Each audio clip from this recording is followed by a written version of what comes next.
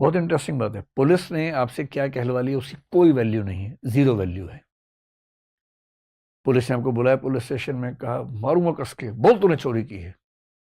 कुछ डरना नहीं है, बोलने कि हाँ मैंने चोरी की है, लिख दे तो मैंने चोरी की है। जब भी गवाही होती है ना, या तो होती है सेक्शन 161 में या होती है सेक्शन 164 में।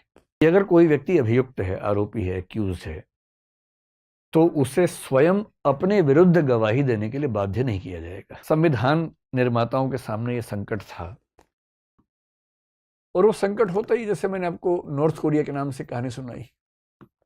अगर पुलिस साबित करने पे आ जाए तो साबित तो हो ही जाता है। तो हमारी कानून व्यवस्था ने, जो कि उस समय हमारे संविधान की बहुत सारी बातें ऐसी हैं जो 1935 के एक्ट में थी, इंग्लैंड के सिस्टम में थी, आईपीसी हमारा, सीआरपीसी हमारा, इंडियन एविडेंस एक्ट हमारा, ये सब उस समय की अंग्रेज शासकों ने बनाए, जो इंग्लैंड के सिस्टम से मिलता जुलता था। जगह जगह इस बात की सावधानी रखी गई कि कहीं पुलिस थर्ड डिग्री का इस्तेमाल करके लोगों को मजबूर ना कर दे अपने अपराध मानने के लिए, जो उन्होंने किए भी ना हो। तो उनको बचाना बहुत जरूरी है। तो हमारे संविधान में, संविधान क्या है? संविधान का मतलब है सबसे महत्वपूर्ण और सबसे बुनियादी कानून जिस पर देश चलता है। बाकी भी कानून है, पर बाकी कानून उसके नीचे है, उसके अनुसार चलते हैं। लेकिन सबसे महत्वपूर्ण जो कानून होता है उसको बोलते हैं संविधान या कॉन्स्टिट्यूशन। हमारे कॉन्स्टिट्यूशन में एक आर्टिकल है 20, और उसका जो तीसरा भाग है 20, क्लॉज 3 जिसको बोलते हैं, उसमें एक वाक्य लिखा हुआ है, जिसका हिंदी सरल भाषा में भाव भी है कि अगर कोई व्यक्ति अभियुक्त है, आरोपी है, एक्यूज है, तो उसे स्वयं अपने विरुद्ध गवाही देने के लिए बाध्य नहीं किया जाएगा। Someone accused for any crime shall not be compelled to be a witness against himself. आप पर कोई आरोप लगा दिया किसी ने, आरोप तो कोई भी लगा सकता है, किस पे नहीं लगते आरोप। अब पुलिस ने कहा भाई तेरे ऊपर आरोप है चोरी का, इधर आ, तूने की है? आपने कहा नहीं। अच्छा, साइड वाले कमरे में चल। और वहां लाठी भाला तोप लेके आ रहे, मार मार के अंत में आदमी को लगता है यार चोरी मान लेता हूँ, ठीक है, ये तो जान से मार देगा।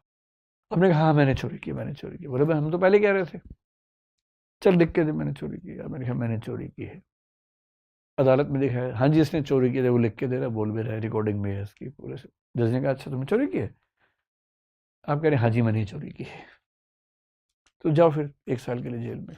हो गया फैसला, केस बंद, पुलिस इफेक्टिव है, जबरदस्त तरीके से काम चल रहा है। पर ऐसी व्यवस्था तो हम में से कोई नहीं चाहता।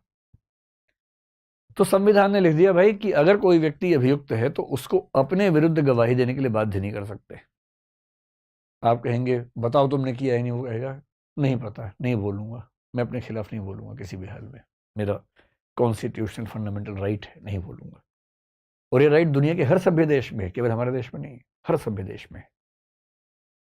फिर इस बात को और स्पष्ट करने के लिए एक कानून होता है सीआरपीसी, पता नहीं इसका नाम आप जानते हैं, क्रिमिनल प्रोसीजर कोड। एक है IPC, Indian penal code. IPC में लिखा है कौन सा काम अपराध है, कितनी सजा होगी, सब्सटेंटिव लॉ बोलते हैं। सीआरपीसी का मतलब है कि आपराधिक मामलों में अदालत में कार्यवाही कैसे चलेगी, क्रिमिनल प्रोसीजर कोड, प्रोसीजर के बारे में है। जब भी गवाही होती है ना, या तो होती है सेक्शन 161 में या होती है सेक्शन 164 में। जब पुलिस गवाही लेती है तो 161 में लेती है, और जज जो गवाही लेता है वो 164 में होता है, जिसको मजिस्ट्रेट बोलते हैं, या एडिशनल मजिस्ट्रेट होगा। बहुत इंटरेस्टिंग बात है। पुलिस ने आपसे क्या कहलवा लिया उसकी कोई वैल्यू नहीं है, जीरो वैल्यू है। पुलिस ने आपको बुलाया पुलिस स्टेशन में, कहा मारूंगा कस के, बोल तूने चोरी की है। कुछ डरना नहीं है, बोलने कि हाँ मैंने चोरी की है, लिख दे तो मैंने चोरी की है। उसकी कोई वैल्यू नहीं है, 1% वैल्यू उसकी नहीं। गवाही की वैल्यू केवल तब है जब वो सेक्शन 164 के तहत हुई हो, और 164 के तहत गवाही जो होती है वो मजिस्ट्रेट के सामने होती है, और मजिस्ट्रेट यानी कि जज, जो क्रिमिनल मामले में जज होता है उसको मजिस्ट्रेट बोलते हैं। और वो आपको सबसे पहले बोलेगा कि देखिए कन्फेशन करने की जरूरत नहीं है जब तक आपका मन ना करे। कन्फेशन का मतलब आपने इकबालिया बयान की, हाँ मैंने जुर्म किया है। वो साफ साफ बोलेगा कि कानून व्यवस्था के तहत आप कन्फेशन करने के लिए मजबूर नहीं है, ये आपकी चॉइस का मामला है। हाँ मेरे सामने आप कन्फेशन करेंगे तो ये एक सबूत बन जाएगा आपके खिलाफ, आप नहीं करेंगे तो आपकी चॉइस है। हम बाध्य नहीं कर सकते आपको। और फिर वो गवाही लेगा, पूरी गवाही नोट करेगा। नोट करने के बाद उस व्यक्ति को पढ़ के सुनाएगा कि भाई ये नोट किया है, सुन लो, ठीक है? वो कहेगा हाँ ठीक है। तब साइन करेगा वो व्यक्ति खुद भी, और जज भी साइन करेगा उस पे।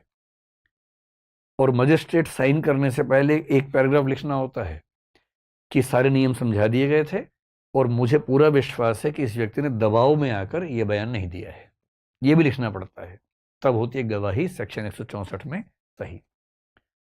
और इसी कानून के सेक्शन 281 में ठीक से बताया गया कि गवाही की नोटिंग की प्रक्रिया क्या होगी। तो इन दोनों को मिला के काम किया जाता है। 161 में क्या है कि पुलिस इन्वेस्टिगेशन कर रही है।